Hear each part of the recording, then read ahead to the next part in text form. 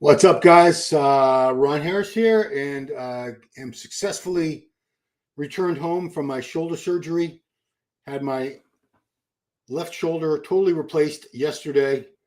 Um, Spent the night in the hospital. Did not plan to spend the night in the hospital. Did not want to, but because the surgery finished up kind of late, um, they didn't think I'd be able to get to my pharmacy in time, which I wouldn't have, to get the pain meds, and they wanted to keep me on an IV drip for an antibiotic and IV drip. So they kept me overnight. It was the first time I've actually been overnight in a hospital since I was born, when I spent the first week, I believe it was, in an oxygen tent, probably because my mom smoked 2 packs a day. But the surgery was a success. As you can see, I'm in the sling right now. I can't really pull it back to show you the incision, or can I? Yeah, you can see it's all. But the doctor said everything went well. The crazy thing is the surgery almost didn't happen because my insurance company, Aetna, it's actually, my wife has Aetna through Costco, and I've never really had a problem with them before. And it's crazy because the quad repair surgery was a lot more expensive. I think it was about $60,000. This was a little under $40,000. It probably will end up being more than that once all the incidentals are added up. But they denied coverage, and they waited till the last minute. And the doctor said that's sort of a weaselly trick some of these insurance companies do to try to deny the coverage of the surgery. And up until the 11th hour, up until the surgery was yesterday, up until Tuesday at almost 6 p.m., I was still going back and forth with the doctor's surgical assistant, who was going back and forth with the insurance company representatives trying to get this approved, and it barely happened. I was fully prepared to not have it done. I was thinking, man, if I have to go another 6 months, because this doctor has a long waiting list. He's taking all of July off for vacation. It would have been about 6 months until I got it done. So I actually went in. Of course, I couldn't eat anything, couldn't drink anything. They allow you to have 4 ounces of water the morning of, even though I read you can have more water than that. If that's sort of an outdated concept that anesthesiologists have sort of stopped doing, where they allow you to drink normal amounts of water up until 2 hours before surgery. I did drink a little more than that, only because I walked my dog super early in the morning. It wasn't that early, and it was hot. It was really hot. It was like Boston was on Monday. We hit, was it Monday or Tuesday? We hit 99 or 100 degrees here, and it was today. It turned cold. It was like 65 or 67. It's crazy Boston weather. Get some of your comments, and then I'll keep going. Yeah, thank God, buddy. Yeah, man. I was ready for the disappointment of not having the surgery, and I was just so. Oh, because the pain I go through, or I've been through, I'm in pain now, but this is going to be a temporary pain. This is going to get better, and there'll be no pain eventually. The pain I was in was just getting worse and worse, and it was never going to get better. Extremely arthritic joints, they don't get better. And I appreciate all the people that suggested BPC 157 and PRP, but you don't understand what severe osteoarthritis is when a bone surface, the surface of a joint has been ground down. And mine was, I think he said it was over a quarter inch was gone, was completely ground away because it had been bone on bone for many years. There's nothing that can bring that bone back. The cartilage was gone almost 15 years ago. So after that point, it started being bone on bone. So there was nothing that could be done. USA. Healing process goes well. Me too, yeah. Luckily, I do have a very good perspective on the healing process because my younger brother, Steve, had this exact procedure done 2 months ago. And I'm on the phone with him every few days. He's already driving. He's back to work. My brother lives on his own. He doesn't have help like I do. I have my wife here and my son. If I really need help doing anything, they're here for me. Luckily, I'm right-handed. There are a lot of really things I lucked out on. I'm right-handed, so not being able to use my left arm is not as big a deal as if I couldn't use my right arm. Wow. I mean, obviously, I can't drive for a few weeks.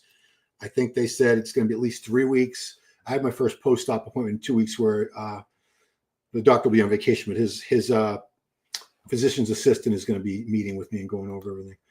Well, it did. Yeah, it's funny about the painkillers. They only give you, they're very, very cautious and conservative with pain meds now, opiates, of course, because it's a massive problem, opiate addiction. A lot of people have become hooked on opiates from starting off using them legitimately, as pain relief after a surgery or something.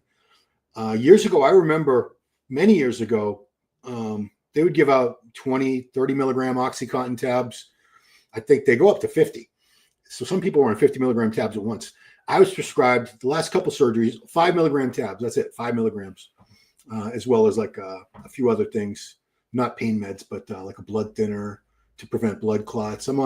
They gave me like three things I had to start taking. Good luck, Ron. Well, the surgery's over, so I don't need luck on that. I just have to be very fastidious with taking care of it, making sure I don't do anything stupid, which I'm not. I'm not going to try to lift anything. I was thinking I'd be doing legs by the end of the week. No, I'm not even. I can tell now. I'm not going to be yet. Sorry, I got to take a drink. I'm not going to be back to the gym to do legs or anything for a few days. Sorry. Sorry, guys. I am on a little bit of Oxycontin right now, 5 milligrams. Speed of recovery. Feeling good. I mean, I have a pretty high tolerance to recreational drugs in general, unfortunately. Cannabis user for many years. So 5 milligrams of Oxycontin doesn't do a whole lot. It's providing a little bit of relief, but it's not much more than like a Tylenol, to be honest with you guys, as far as what I'm feeling. Yeah, your mom's flip-flop. Speed recovery. I'm so happy it's done. I know it's going to be a long road. It's going to be a very long road, and I don't expect to be lifting heavy with this arm for a very long time or doing any heavy upper body work on this side. And I don't think I'm going to do it. If anything, I'll do some arm work with the right arm. I'm not going to do chest work and back work. I'm not going to do any of that stuff. I'll do like isometric flexes and stuff, but I can always afford to work that right arm because it's always been a half-inch smaller than the left arm anyway. And it's not going to interfere with anything. I can do curls and I can do like one arm push downs, and I can do legs. Obviously I can't. Healing peptides could accelerate healing. Vus and Fuchs, you're right. I'll be dead honest with you guys. I can't afford them right now. I can't. Like I said, I'm making enough money with the online coaching and YouTube to pay my necessities, car insurance, my car lease, my 401k, stuff like that, the necessities. But peptides, anything like that, no, there's nothing. And I'm not going to start a GoFundMe. As it caused this problem, it's probably both because, like I said, my younger brother had this surgery done 2 months ago, and he does a little bit of lifting, nothing serious at all. No, I wouldn't call him a bodybuilder at all by any means or necessarily. He did work construction for a couple of years, but I don't know. So maybe it is more genetic. But yeah, I did train very, very heavy for many, many years. I've been training for 42 years, and it's just a lot of wear and tear. Some people never have shoulder problems, but most guys and girls, most of us, if you train long enough with weights, heavy weights, not just like, what a normal person might just go to the gym and do some cardio and stretching and some light weights. That's not us. Anybody who trains like a bodybuilder, eventually you're probably going to have shoulder pain, shoulder injuries. I mean, I bet 2/3 of you watching this, if not more, have had some sort of rotator cuff injury already. I've had injuries to mine. Luckily, my rotator cuff was intact, which is why they did the standard anatomical replacement as opposed to the more modern reverse replacement where they actually put a ball in on top and a socket on the bottom, the reverse of how your anatomy is. They do that for people who have either very weak rotators or damaged rotator cuff muscles because you need those to support the implant, the device that's in there. So yeah, as for Soma, what's Soma? I don't know what that is, Smoke Dog. Are you talking about GH? Ask for some. Who am I going to ask? I got over my shoulder pain. It's pretty minor. Still annoying. Yeah, my first shoulder injury was, back when I was like 20 or 21. I started injuring my shoulders, but in my younger years, my 20s and 30s, I would hurt my shoulder and it would heal very quickly. I'd be back in the gym like almost immediately. Sometimes like 24 hours later, it'd be fine. It was, I healed much. I had like Wolverine healing powers back then. Now, obviously, almost 56 years old, I do not. Thank you, Kalyan. Appreciate that very much. Thank you for the donation there. Sincere best wishes. Appreciate all you do. Christos, Australia. Yeah, I'll be heading to your country again. I've been there once. We were there for 2 weeks. You probably already know this, but my son went to University of Queensland, Brisbane to finish out his college, his final semester of college last year. No, it was 2023. Geez, it's already been that long. So we were out there for a couple of weeks. We did go up to the Danborough. No, what's it called? The rainforest. Danby begins with a D. we took a flight up to there to go to the rainforest for a couple of days, and that was really cool. We did see all of Brisbane. We will be going back next year to Sydney. My son-in-law, Musa, he's from Sydney, Australia. He immigrated here in 2015, I think it was, married my daughter in 2016, and he's been here ever since. But they did not have a big wedding here. They got married in 2016, and it was a nice Orthodox church wedding and stuff. But we had the reception in my backyard. We had a tent and everything. It wasn't too ghetto, but it wasn't a wedding that my daughter, women grow up, young girls grow up with this idea of this lavish fantasy wedding. So they're going to have the big wedding next year in Australia, and a lot of us are going to head over for that. It's going to be a big deal. We're going to rent an Airbnb for, I think, 15 or 20 people. There's going to be a lot of us heading over. But thank you so much, CK. I appreciate that. Jay's one of those got pretty lucky. One injury was bicep tear. Yeah, that's the only injury I think Cutler ever had, was that he tore his bicep. The one unlucky aspect was most of the time, 99% of the time when you tear a muscle, it's at the insertion. So in the case of the bicep, sorry, I can't point because I only got one hand. That would be down by your elbow. But he tore his at the origin, up near just under the shoulder, just under the shoulder there where it originates, which was a much more complicated repair procedure. He did get it fixed, but it's a lot harder to fix that injury. But he did. I think Dorian had the same thing happen, and that's why he never got his fixed. That's my shoulder. First time we Smith shoulder press. It's awful because you're only 17 or 18. Smith shoulder press, right? I know like Dorian areas from sideways. Well, I mean, I wouldn't stop doing shoulder presses. People ask me, what would you do differently? I wouldn't have done behind the neck presses. Behind the neck presses, they do put your shoulder in an overextended position of external rotation past where it's supposed to go, and you're under a heavy load. So I did those for years. I probably, by the time I was 30, early 30s, I had stopped doing them, and I was only doing them in the front. But in my 20s, I was doing them all the time. And I think in my late 20s and early 30s were my first years on steroids. And, I wanted to be that stud that could shoulder press 315 on a barbell behind his neck. And I did it, but paid the price. Could I have eventually I did start feeling pain after every time I did that. And I said, maybe this is a bad idea. And I always like dumbbell presses for shoulders anyway, because, they're lined up right next to your head. They're not going in front of you like a barbell to the front or the back. They're right in line with your shoulder joint. So those always seem like a safer movement to me and very productive. And again, they stoked my ego because I was very strong on dumbbell shoulder presses. So that encouraged me to keep going and keep going heavier on them. Now, the one thing I would change about that was I would have warmed up more. I had a bad habit of doing just a couple quick cursory warm-ups. So let's say 120s were going to be my top set. I would do 50s for like 8 reps. I didn't want to expend too much energy. That was my thing back then. And I didn't do any rotator cuff work or stretching or any of that before the workout. No, of course not. So I would do like the 50s for 8. Then I would do like 80s for 3. And I'm like, all right, I'm all warmed up. And I would go right to the 120s. And sometimes I would do 130s or 140s, which were too heavy for me. I always needed a spotter. And I'm sure I slipped out of the groove a few times, and that could not have been good. Soma is Carissa Perdal, heavy muscle relaxer. Oh, well, it's stupid. My doctor's already prescribed everything. I'm not worried about it.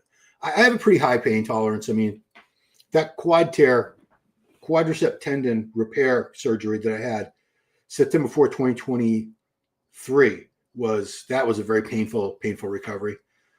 It's aching and stuff, but I'll deal with it. It's going to get better and better. My brother said, I think after the first week, the pain was very minimal, so I can suck it up for a few days.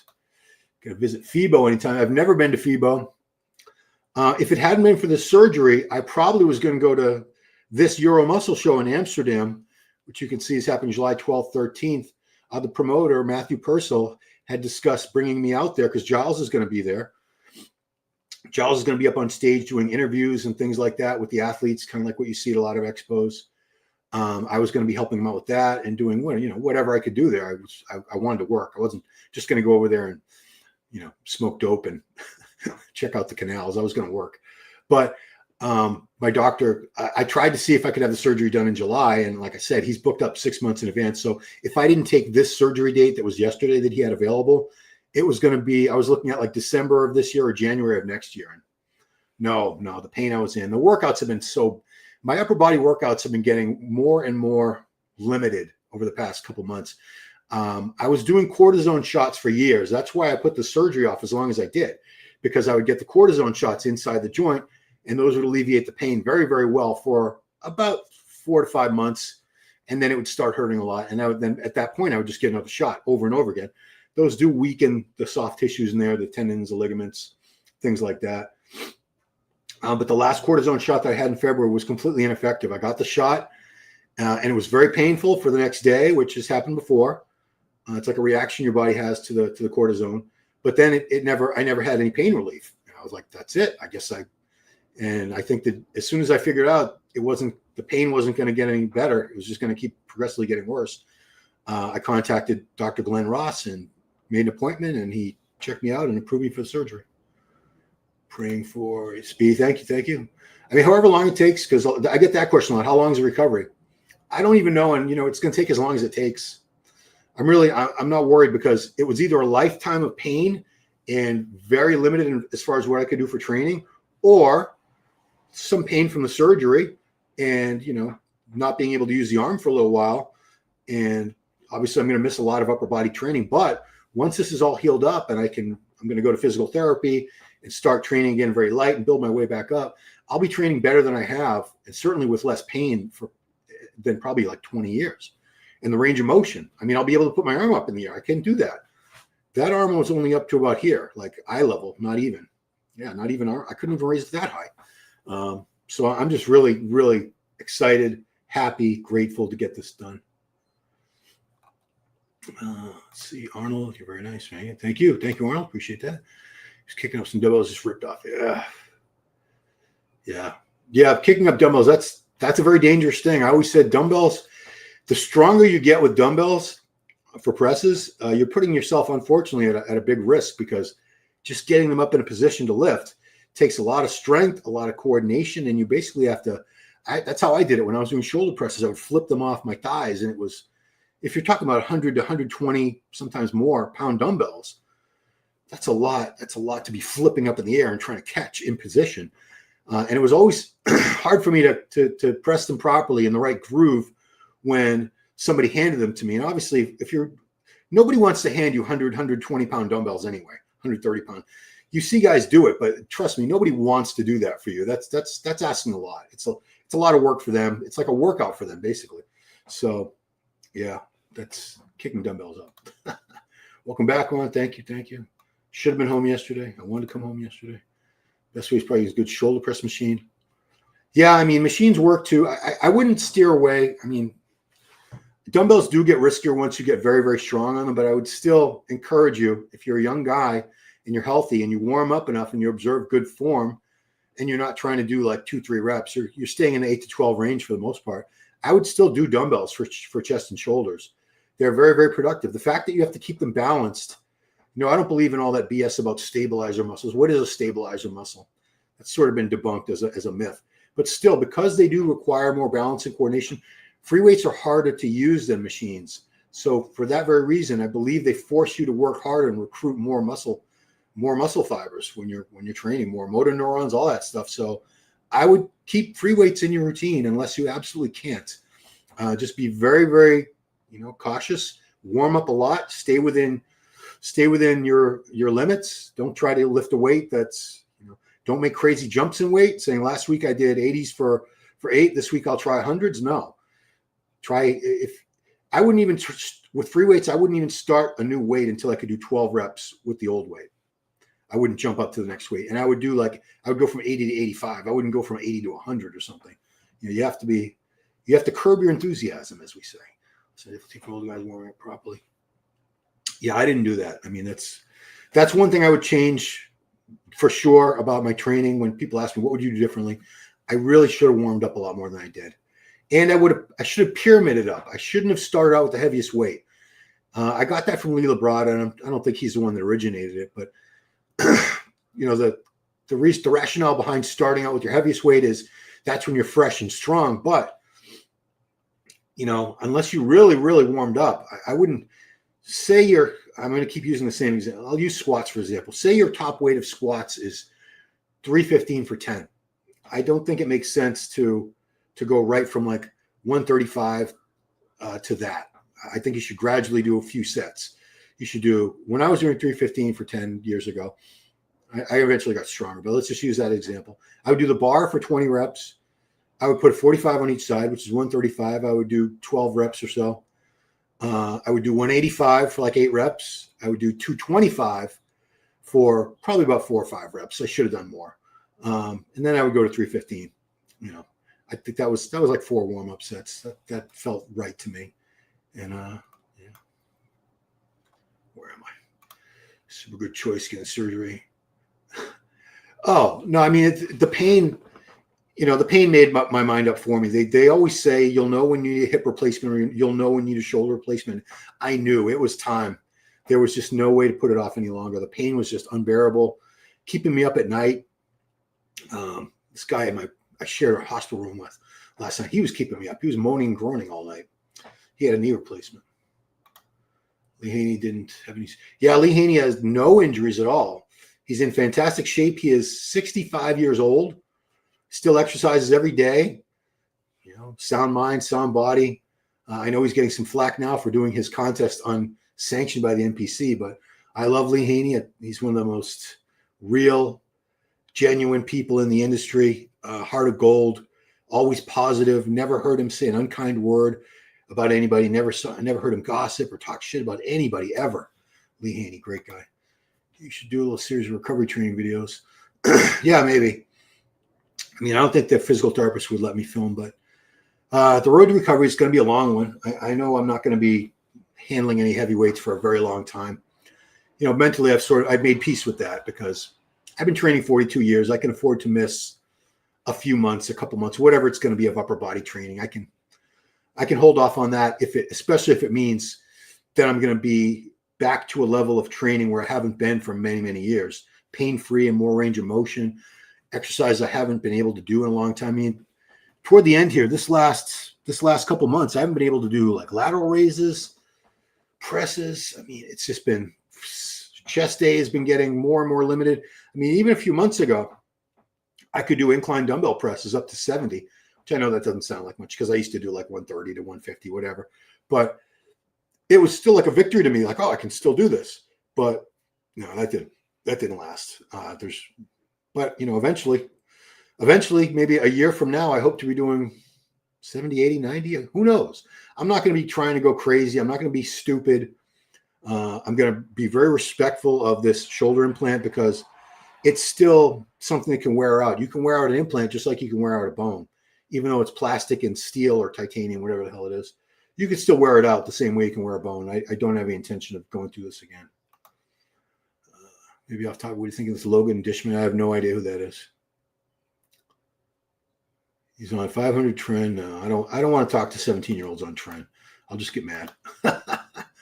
Congrats, son. Thank you. Another surgery. Yeah. It's just the Darth Vader to become more machine than man. But this is the only fake body part I have. Everything else was just tendon. I've had a tricep tendon repair, a quadricep tendon repair, arthroscopic surgery there in 2011. But this is the first artificial body part I've ever had. So I guess I'll set off the metal detector at the airport now. Chrissy behind the bar will staple exercise. Yeah, I mean, obviously we've come a long way in terms of knowing which things are more prone to cause injuries. And I don't think the behind neck shoulder press really got that reputation until maybe like the 90s. I think people were really starting to figure out we shouldn't be doing these anymore. But it was, you know, they were a staple for probably 100 years before that. You know, certainly 50, 60, 70 years. I mean, I thought they were a great exercise. The reason I didn't like behind in front, doing the presses in front back in the day was I always ended up sort of leaning back a little bit and then ended up hitting probably as much upper chest as shoulder. And I feel like I was not hitting any of the side delt at all. Whereas behind the neck, if I tip my head forward, I could keep my arms up, pressing up in line with my shoulder joint. And I felt I was hitting more of the overall shoulder that way. Houston Fuchs, after new hip and 2 surgeries, Roman Frisil. There you go. Okay. He's a young guy. He's a specimen, Roman. Great physique on Roman.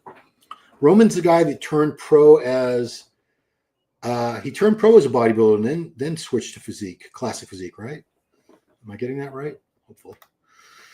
He became my kinds of powerlifter, zero joint pain for some reason. Who's a powerlifter? Oh, well, Kevin wasn't. Yeah, Kevin did a little.